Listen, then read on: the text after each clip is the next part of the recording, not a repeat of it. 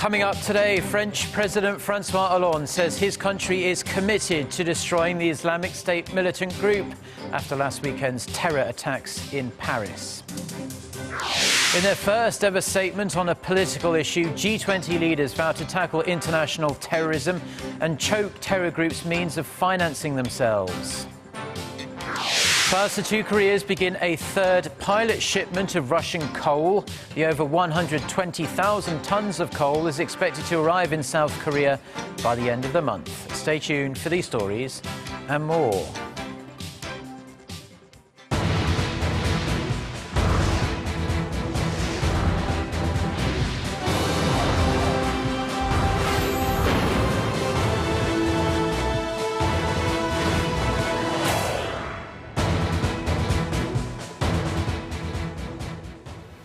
Hello, it's noon on Tuesday, the 17th of November. You're tuned in to our midday newscast here on Arirang TV. Thank you for tuning in.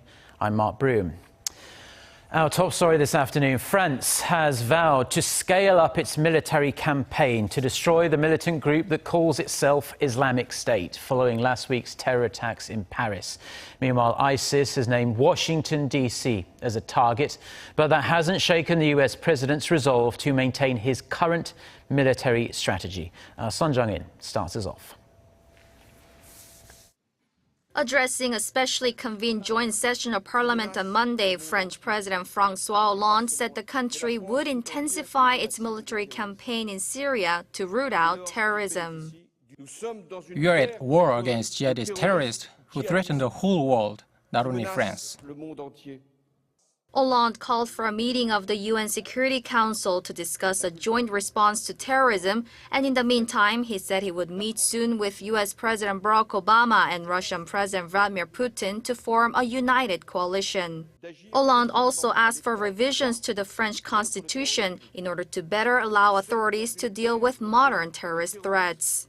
He is also seeking to extend the current national state of emergency by 3 months and rescind the citizenship of French natives who are convicted of terrorism. This as ISIS renewed its threats, this time against the United States. The militant group released a new propaganda video in which it said that countries conducting airstrikes on Syria would suffer the same fate as France and promised specifically to target Washington, D.C. Despite the growing fear in the U.S. about a possible terror attack, Obama defended his strategy for the ongoing fight against ISIS. Speaking after a G20 summit in Turkey, he expressed confidence in his approach to combating terrorism and handling Syria, saying airstrikes there by the U.S.-led coalition have effectively taken out key members of the terror group's leadership. Despite mounting political pressure for a tougher response, he ruled out a shift in the strategy, saying putting more U.S. boots on the ground would be a mistake. Sun Jung-in, Arirang News. Now, one country as much in the thick of this crisis is France's small northern neighbour of Belgium. The operation to track down the group behind the Paris terror attacks is focused very sharply on that country. And on Monday, the terror threat level in Belgium was raised from 2 to 3 out of a maximum of 4. That indicates an attack is possible and likely. The alleged mastermind of the Paris attacks has been identified as the Belgian extremist Abdelhamid Abaoud, who is thought to be in Syria right now. On top of this, Saleh Abdeslam, one of 3 Belgium-based brothers allegedly involved in the Paris attacks, is still on the run. So given the circumstances, Belgium's football friendly against Spain that was set for Tuesday evening in Brussels has been called off due to the heightened threat. Paris's Stade de France was the site of some of the attacks last Friday. However, France's friendly against England in London is still going ahead. Fans have been told to come early as security will be extra tight. Russian President Vladimir Putin has suggested that Russia is now ready to improve its strained relations with Western countries that had worsened in the wake of the Syrian crisis. Speaking at a press conference following the G20 summit in Turkey, President Putin said the summit was less tense than last year's meeting in Australia. The Russian president then stressed the need to look ahead and combine their efforts in the fight against the common threat. He said that instead of arguing about the efficiency of Russia's actions and the US-led anti-terrorist coalition in Syria, the world must come together to challenge terrorism. On a related note, President Putin pointed out, citing Russian intelligence, that the Islamic State militant group was receiving financing from 40 countries, including some members of the G20. And wrapping up their two-day summit in Turkey, G20 leaders adopted a joint statement on Monday local time where they reaffirmed their collective will to fight international terrorism. This, in fact, marks the first time the G20 has issued a written statement on a political issue. Hwang Sang-hee has this report. In a rare joint statement, the G20 leaders condemned the heinous terrorist attacks in Paris and in Ankara, calling them unacceptable affront to all humanity. The G20 summit usually focuses on economic issues, but the violence in Paris just days before the annual event changed the tone and focus of the talks. Underscoring the fight against terrorism as a major priority for the G20 member nations, the leaders stressed the importance of fully implementing UN Security Council resolutions and other international conventions. As some of the specific measures, the leaders agreed to cut the financing channels of terrorism through swift implementation of Financial Action Task Force standards. This had been proposed by President Park at a working dinner a day earlier. And to tackle the growing flow of foreign terrorist fighters, the leaders agreed on operational information sharing for better border management and travel detection. On the economic front, South Korea was recognized as a role model for structural reform. After ranking first place last year for growth strategies, Korea came in second for putting them best into action. With that, we reaffirmed our global image as a role model country that makes the most effective policies and carries them out the best. President Park's call for structural reform for inclusive growth was also included in the joint statement. Now President Park will leave for Manila, Philippines for the APEC summit. There she is expected to continue discussions for inclusive growth and lay out specific policy directions based on South Korea's development experience. Hwang Sang-hee, Arirang News, Antalya. Now, back here in Korea, the National Assembly's Foreign Affairs Committee will hold a government hearing session this afternoon on the recent terror attacks in Paris, as Foreign Minister Yoon Byung-se is travelling with President Park Geun-hye at the G20 summit and other multilateral forums this week and is out of Korea. First Vice Foreign Minister Im Sung-nam is the government official reporting to Parliament. Minister Im will brief lawmakers on the steps Seoul has taken to ensure the safety of the roughly 15,000 Korean nationals living in France. Lawmakers are also expected to quiz the minister on the government's preparedness to deal with any possible terror threats here in Korea.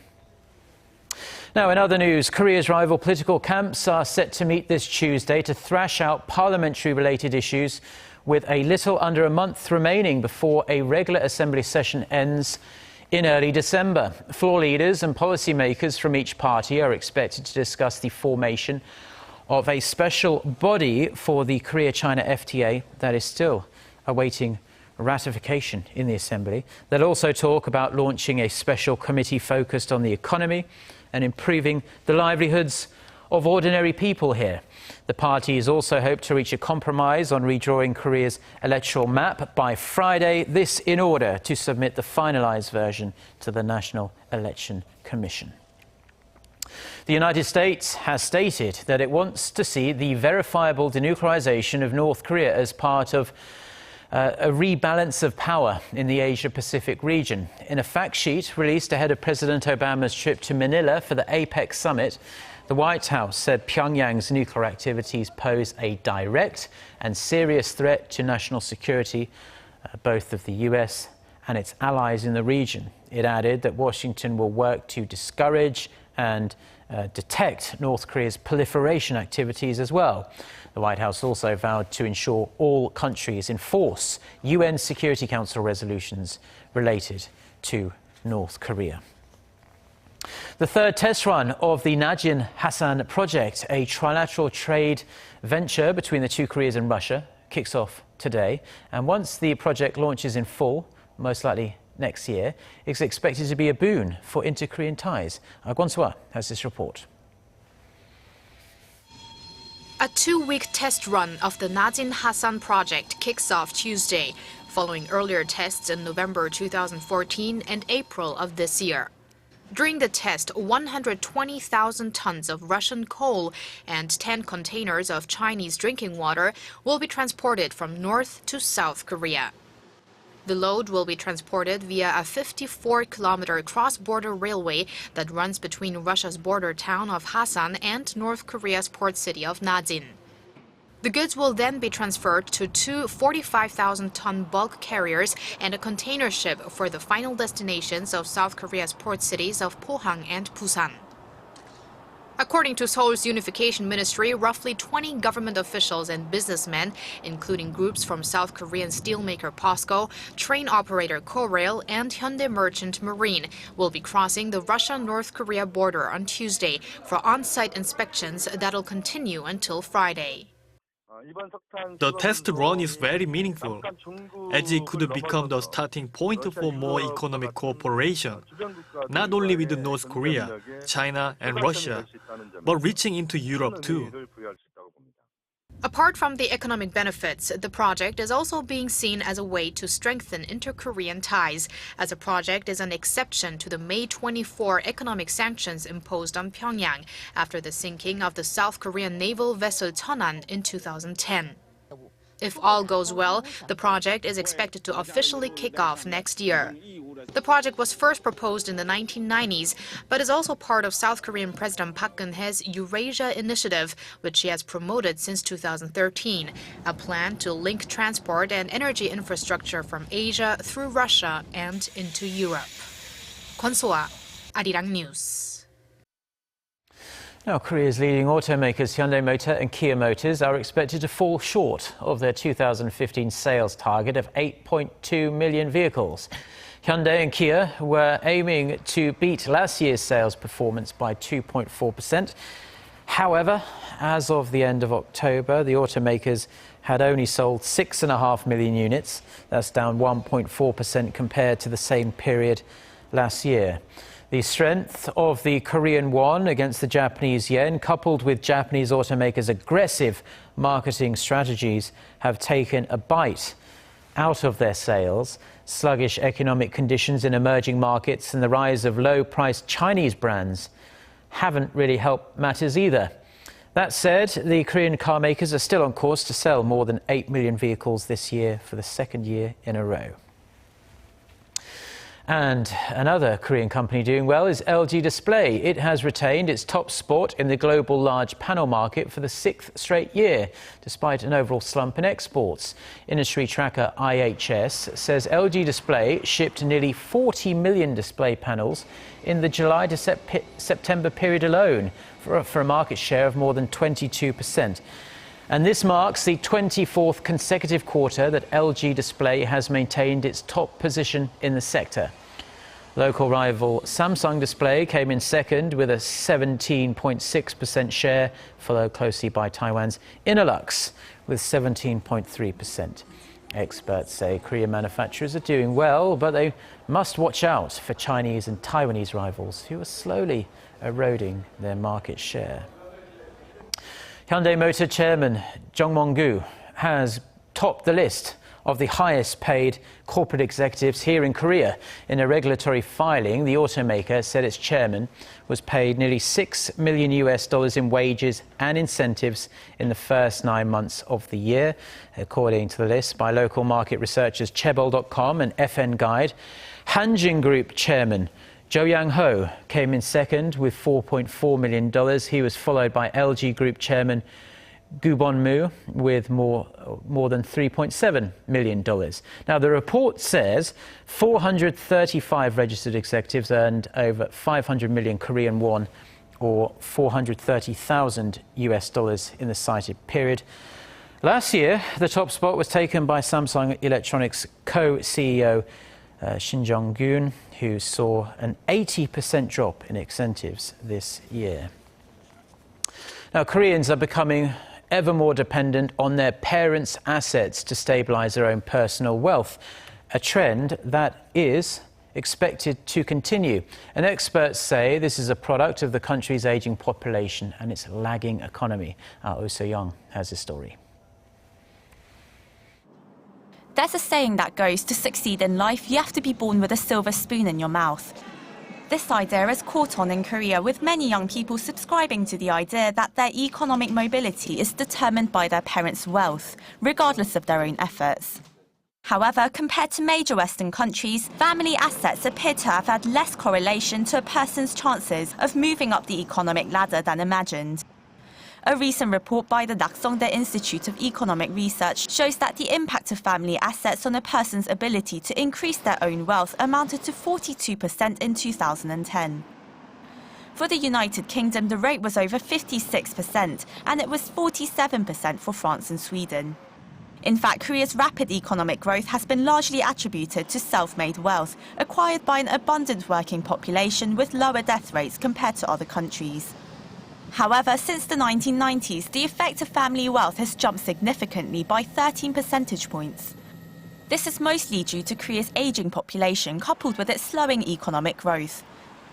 Experts say while the effect of parental wealth in Korea is still lower than in Western countries, it may catch up quickly as the country's death rate continues to rise.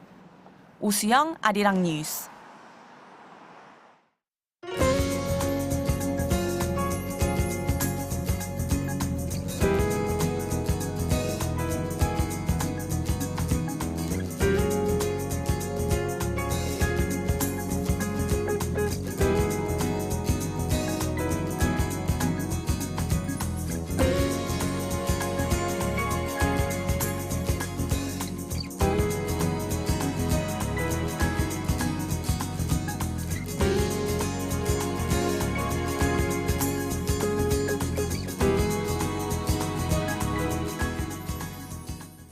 Well, those are the stories we have for you on this Tuesday afternoon here in Seoul. For more of the latest, don't forget to check out the website arirang.com/news. Have a great day. Goodbye.